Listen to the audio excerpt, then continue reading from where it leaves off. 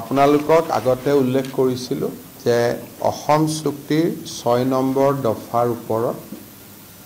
ন্যায়াধীশ অৱসৰপ্ৰাপ্ত বিপ্লৱ শৰ্মা ডাঙৰীয়াৰ যিখন প্ৰতিবেদন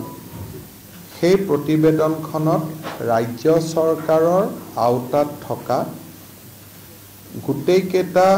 ৰিকমেণ্ডেশ্যন আমি পালন কৰিব বিচাৰোঁ বা আমি ইমপ্লিমেণ্ট কৰিব বিচাৰোঁ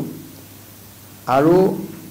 সেই দিশত আমি সদৌ অসম ছাত্ৰ সন্থাক বিশ্বাসত লৈ আমি আগবাঢ়িব পাৰোঁ। আজি মোৰ কাৰ্যালয়ত আমাৰ মন্ত্ৰীসভাৰ কেইবাগৰাকীও মোৰ সতীৰ্থৰ সৈতে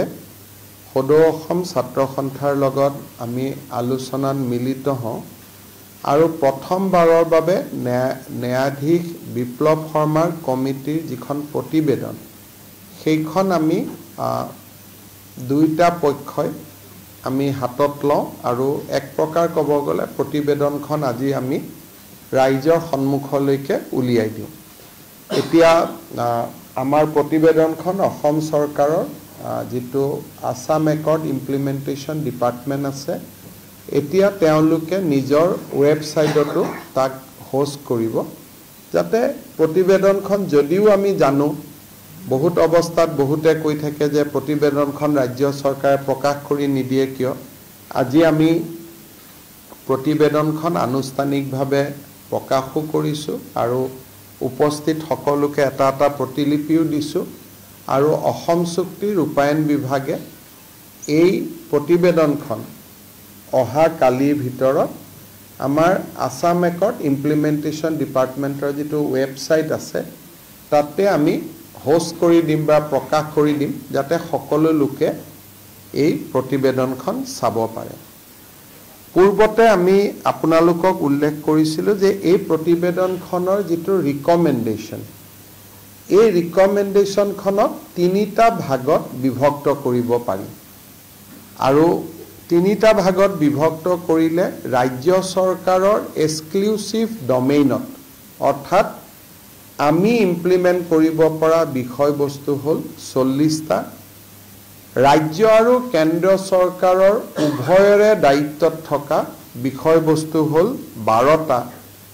আৰু সম্পূৰ্ণভাৱে কেন্দ্ৰীয় চৰকাৰৰ দায়িত্বত থকা বিষয়বস্তু হ'ল 15টা। আজি সদৌ অসম ছাত্ৰ সন্থাই আমাৰ যিটো শ্ৰেণী বিভাজন তাক তেওঁলোকে স্বীকাৰ কৰে যে হয় 40টা ৰাজ্য চৰকাৰৰ অধীনত, 12টা ৰাজ্য আৰু কেন্দ্ৰীয় চৰকাৰৰ অধীনত আৰু চেণ্টাৰৰ অধীনত 15টা। গতিকে প্ৰথম যিটো আমাৰ কাম আছিল যে প্ৰতিবেদনখন আমি ডিমিষ্টিফাইড কৰিব লাগে, তাক ৰাজহুৱা কৰিব লাগে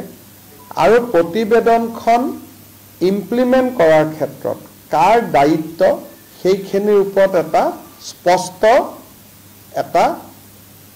প্ৰতিশ্ৰুতি ৰাইজৰ সন্মুখলৈ আহিব লাগে। গতিকে আজিৰ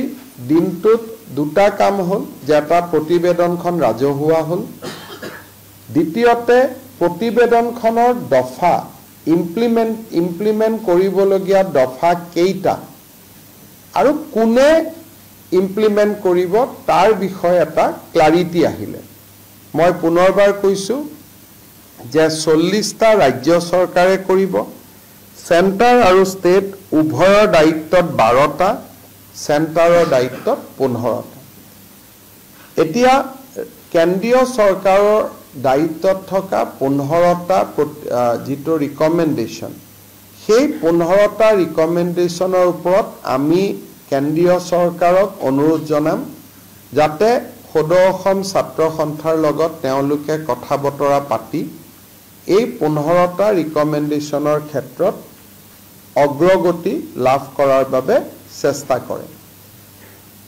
যিকোনো খবৰৰ বাবে যোগাযোগ কৰক 7099017330 অথবা 7099017390